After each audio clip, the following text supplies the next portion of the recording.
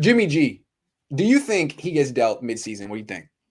So do I think he will? No. My prediction that I made on an answer to a mailbag question was that he would actually play 16 out of 17 games. So I'm predicting a reversion to the norm, statistically speaking. But I can see a scenario where it would happen, and so I think it's worth exploring because it's well within the realm of possibilities. Whether Jimmy G does or does not get traded will hinge greatly upon how the 49ers are doing as an organization. There are plenty of ways the season could spin out of control, and all of a sudden it becomes about recouping draft capital, or even in a scenario where you're doing okay, but you're not doing great. Jimmy's playing well enough to get you some draft capital back. Trey is performing well in practices to where you have some confidence he could come in and start. And now you want to get ahead of the curve and send Jimmy out before people realize you're ready to move on to Trey so you can maximize that draft capital. So I started getting into it. I heard this. It was actually Mav who pointed to this on the All 49ers roundtable, and it got me spinning on this. So I started looking into it. Well, what are the teams out there that could possibly be interested? And it's pretty bleak looking across depth charts of first and second, because there are so many scenarios where the first guy up could get injured, and that would then push a team to be like, well, let's get Jimmy G because he's available. We're a contending team and we want to stay relevant. But quite honestly, there are not many teams that have a good quarterback without someone as a backup who you would view as either equal to Jimmy or more potential, and therefore someone you would think they'd want to invest in. The only three teams that jumped out at me as possibilities in this trade are the Eagles. If you have Jalen Hurts perform poorly, do you turn to Joe Flacco? I don't know. I feel like Jimmy's an upgrade over Flacco for sure.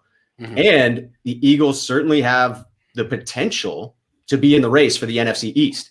Feels to me like the NFC East could be wide open this year. And if they're in that playoff push, they could be motivated to bring in a starter. Washington football team is another one. If Fitzpatrick loses the magic, they don't have much behind it. I didn't recognize any of those names on their depth chart.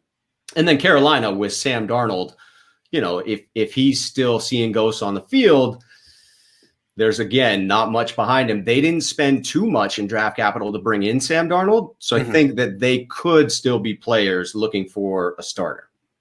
Okay. I have a prediction I'm going to make. I feel pretty confident about it, and I don't know what I base it on, but here's my prediction. The 49ers will never trade Jimmy Garoppolo. Not that they don't want to. My prediction is they'll never trade him, that he'll play out his contract and he'll be here this year, next year, and be gone in 2023.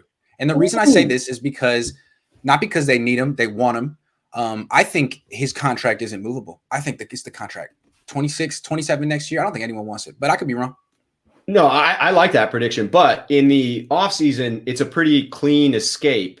So at that point, if they don't just cut him next year, then it's because they would want him. So you're predicting that he'll be there. Only way they cut him is if Trey Lance looks great and and like no one cares and they're like, just move on. But if Trey Lance doesn't play that much this year or he looks kind of shaky, they're never going to get anything for Jimmy unless, I mean, because he's getting paid as a top 10 quarterback, but everyone knows he can't even stay healthy. He's like a fringe backup.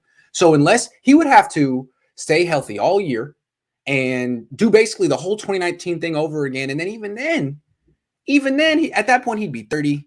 What is his worth? I mean, you might be able to get something for him, but I feel like his value is always going to be real low because of the contract and his injury history and his age. Yeah. So I think that's the most likely scenario for me is the trade in the off. Jimmy does well this year, proves his worth. And then the trade in the offseason gets something. Because that last year of the contract being non-guaranteed, the new team would have that negotiation with Jimmy beforehand of, hey, we're going to get you some guaranteed money and we're going to extend this thing out a couple of years, but we're going to need you to take that pay cut, this year in 2022 because of that $27 million ridiculous cap number that doesn't correlate to where I feel like Jimmy is on the spectrum of quarterbacks.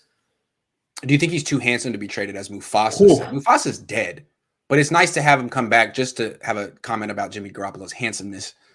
That was dark for a second there. It was dark. I mean, yes, Mufasa. The whole Lion King story is quite dark for children. I mean, it really, dude, Disney doesn't play when it comes to like Hamlet, is it not?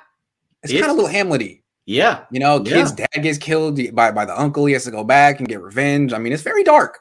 Dude, when you they made Hamlet into a kid's movie. A lot of those fairy tales, man, have some questionable stuff. They were all meant to scare children, right? That's a good point. Teach you life Especially lessons. the Grimm's fairy tales. Grimm. Ooh, yeah. I mean, if being handsome were a reason not to trade someone, then yes, Jimmy would be untradeable. If that factored into trade scenarios, I mean, the man has just a jawline to be envied. To be envied. Yes, absolutely. Isaac says, well, sorry. And sorry about that. Isaac says Disney is very dark period. Every movie starts with parents dying. LOL. Yeah. And then how about Bambi? Leaving says Bambi's mom. There you go. Lee and I are on the same page. I'm alive, my sentence.